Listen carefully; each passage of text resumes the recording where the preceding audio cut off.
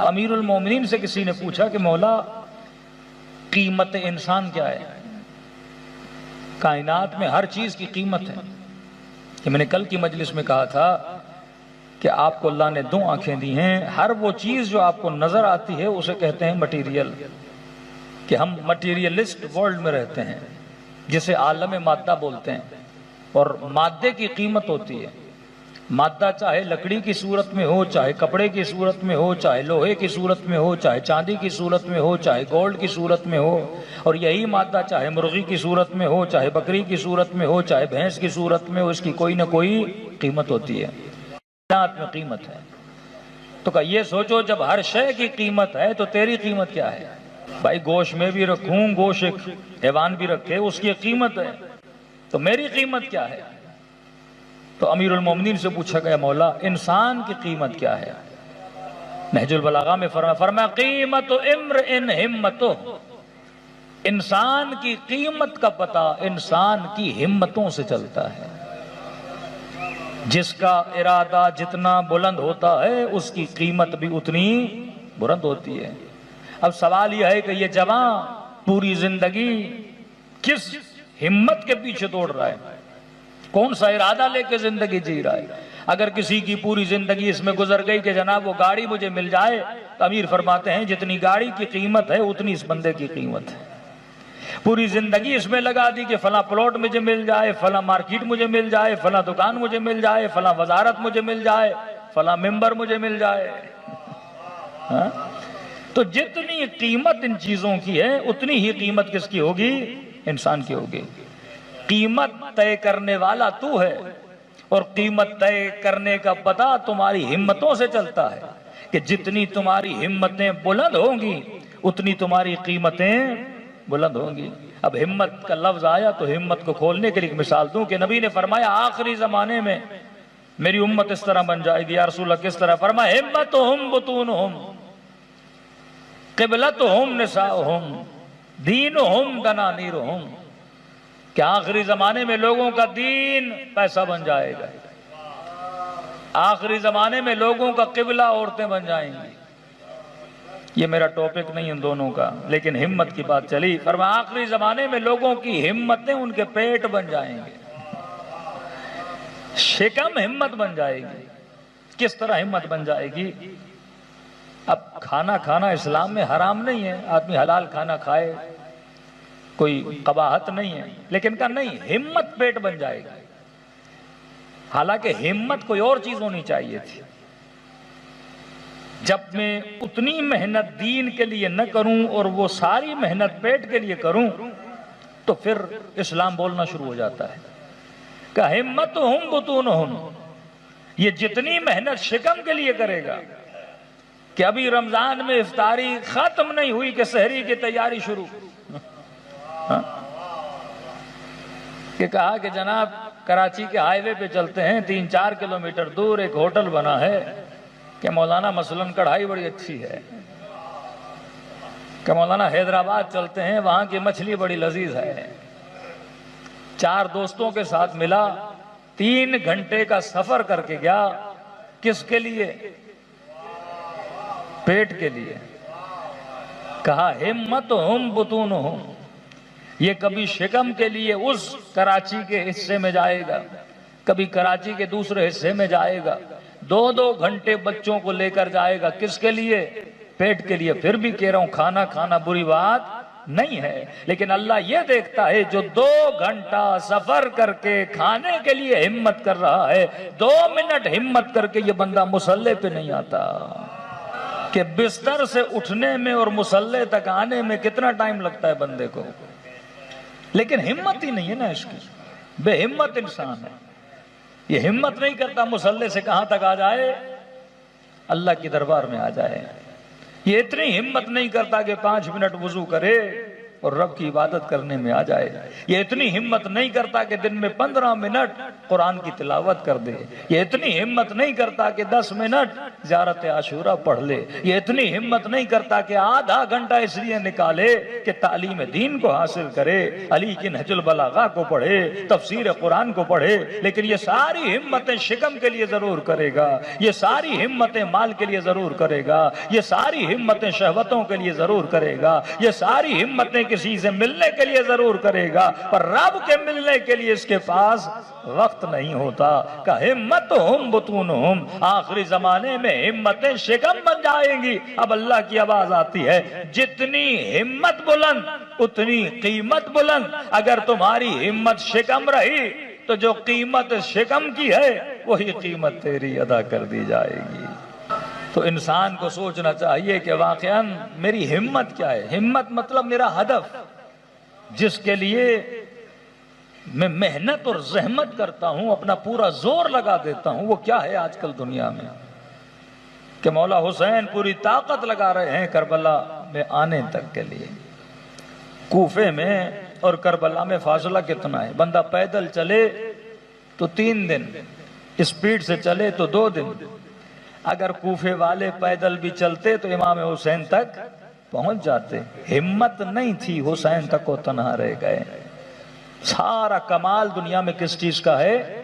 ہمت کا ہے. 40,000 مسلمان مارے جاتے ہیں اور بے ہمت مسلمان دیکھ رہے ہوتے ہیں. اگر ہمت مرداں تو مدد خدا. اگر ہمت ہو تو خدا بھی کیا کرتا ہے؟ مدد کرتا ہے. ہماری ہمت اتنی ہے گھروں میں بیٹھ کے باتیں کریں. ہماری ہمت اتنی ہے فیس بک پیج کو شیئر کریں. ہماری ہمت اتنی ہے ہلکا سا کمنٹ لکھ دیں. ہماری ہمت اتنی ہے بس باتیں کریں کہ مولانا بجلی کا بل بہت آ رہا ہے, پیٹرول بہت مہنگا ہو گیا, ملک میں کرپشن بہت ہے, یہاں خرابیاں بہت ہیں. لیکن عوام جب ہمت نہیں کرتی تو ان کے حقوق بھی کیا ہو جاتے ہیں؟ سلب ہو جاتے ہیں. ساری چیزیں ہمتوں پر ہیں. کافر معاشرہ ہو پر ہمت کرے گا وہ معاشرے میں بہتری لائے گا.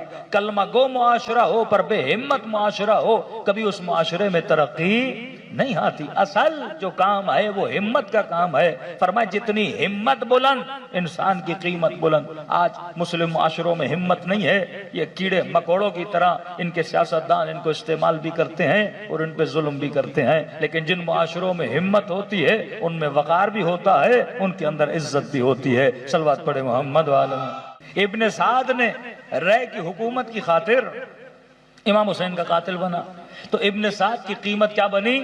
رے کی حکومت بنی. وہی اس کی قیمت ہے. یہاں پہ امیر المؤمنین فکر بشر کو بیدار کرنا چاہتے ہیں. فرمایا یہ جو عالم ہے یہ عالم مادہ ہے. یہاں تجھے جو بھی ملے گا وہ مادہ ہوگا. اور یہ بتاؤ مادے کی خاصیت ہے یہ ایک دن ہوتا ہے دوسرے دن نہیں ہوتا.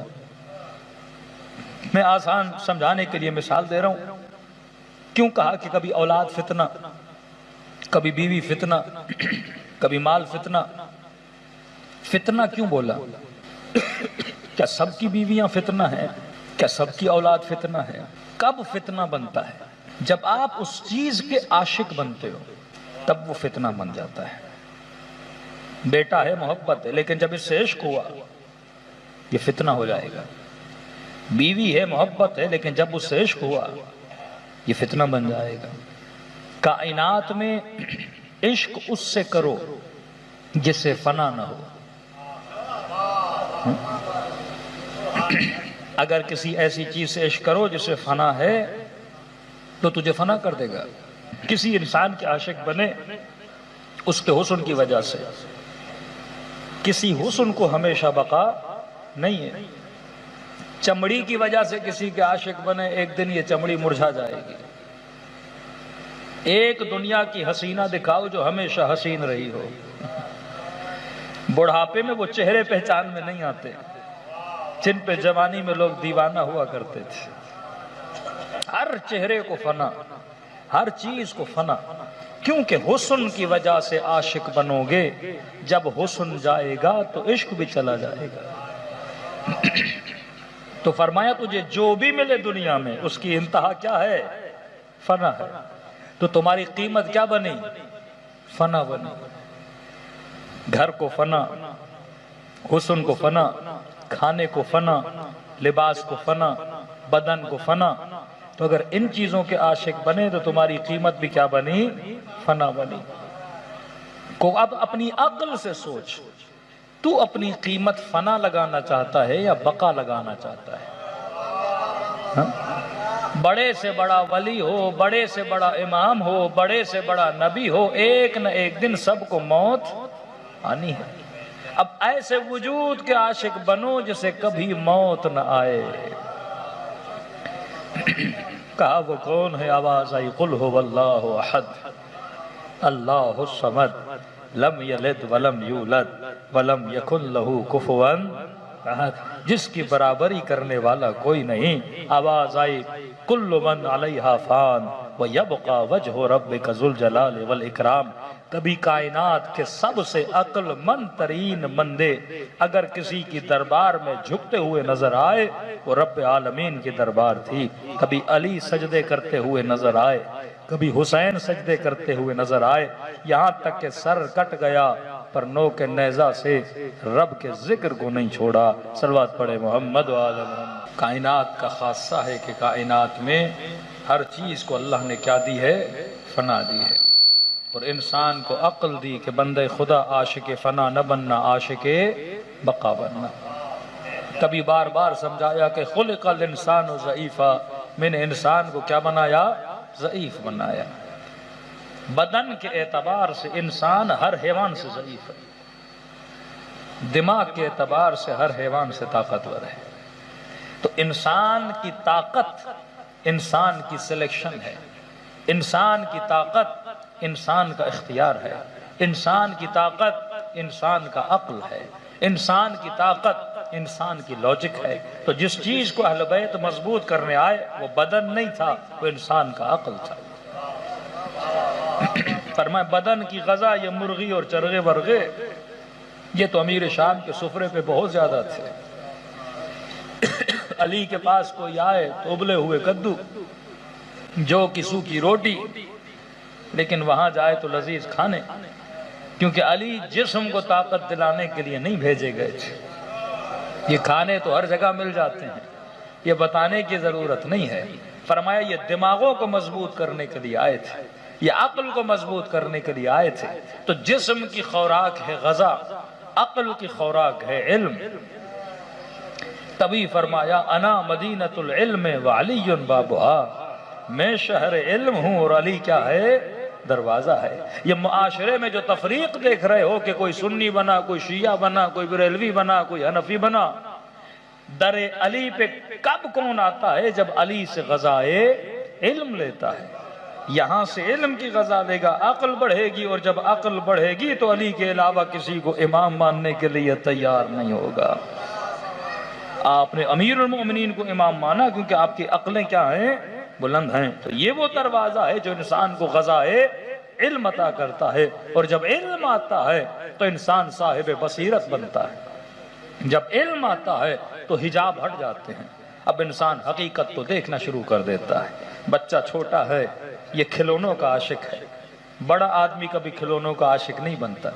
بچے کو سائیکل پسند ہے، بچے کو کھلونا پسند ہے، تھوڑا جوان ہوا یہ گاڑی کا عاشق بن جائے گا. لیکن جیسے جیسے عمر بڑھتی ہے، جسم بڑھاپے کی طرف جاتا ہے پر عقل بلوغ کی طرف جاتی ہے. اب اسے سمجھ آتا ہے کہ کھلونے کھیلنے کے لیے ہوتے ہیں، عشق کے لیے نہیں ہوتے. کئی ایسے لوگ ہیں جنہوں نے زندگیاں تباہ کر دی. کسی خاتون نے کسی مرد کے لیے زندگی تباہ کر دی، کسی مرد نے کسی عورت کے لیے زندگی تباہ کر دی، کیونکہ سمجھ ہی نہ سکے کہ اصل میں عشق کس سے کرنا ہے. یہ عالم مجاز ہے، یہاں ہر چیز یوز اور استعمال کے لیے ہے حلال طریقے سے. لیکن یہاں پہ اگر کسی چیز پہ رک گئے تو سمجھو یہ تمہاری فنا کا دن ہے. یہاں گزرنا ہے، ایک صراط ہے جہاں پہ چلنا ہے اور ایک منزل تک پہنچنا ہے. اور وہ منزل عشق کی منزل ہے، وہ منزل معرفت کی منزل ہے، وہ منزل خدا کی ملاقات کی منزل ہے. کہ اصحاب حسین یہ نعرہ لگا رہے تھے کربلا میں کہ ان علی نیاتنا و بصائرنا، کہ ہم صاحب بصیرت ہیں، ہم با ہمت لوگ ہیں، ہمیں پتا ہے کہ ہم کربلا کے میدان میں کیوں آئے ہیں. اور یہ کہنے لگے کہ اے لشکر یزید تم ہمیں موت سے ڈراتے ہو جبکہ ہمیں موت سے کوئی خوف نہیں ہے، کیونکہ ہمیں پتا ہے کہ موت فنا نہیں ہے بلکہ رب کی ملاقات کا نام ہے۔ آج ہماری نسلیں، آج ہمارے بچے کیا دن میں 15 منٹ علم کے لیے نکالتے ہیں؟ 2 گھنٹے فیس بک پہ، 3 گھنٹے ٹک ٹاک پہ، 4 گھنٹے انسٹاگرام پہ۔ لیکن سوال یہ ہے کتنے گھنٹے ہم علم کے لیے نکالتے ہیں؟ بہترین کتاب تفسیر قرآن ہے، بہترین کتاب۔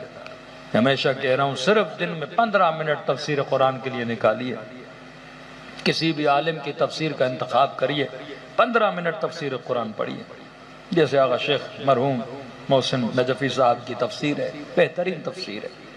ڈیلی 15 منٹ نکالے۔ یہ وہ قرآن ہے جس کے اندر اخلاق بھی ہے، فقہ بھی ہے، تاریخ انبیاء بھی ہے، فضائل اہل بیت بھی ہیں، معاد بھی ہے، قیامت بھی ہے، صفات خداوندی بھی ہے، معاشرے میں کیسے اٹھنا بیٹھنا ہے یہ بھی ہے، جنت کا ذکر بھی ہے، جہنم کا ذکر بھی ہے۔ یعنی کوئی بھی کائنات کی ایسی کتاب نہیں جو اتنی جامع اور اتنی کامل ہو۔ ہاں؟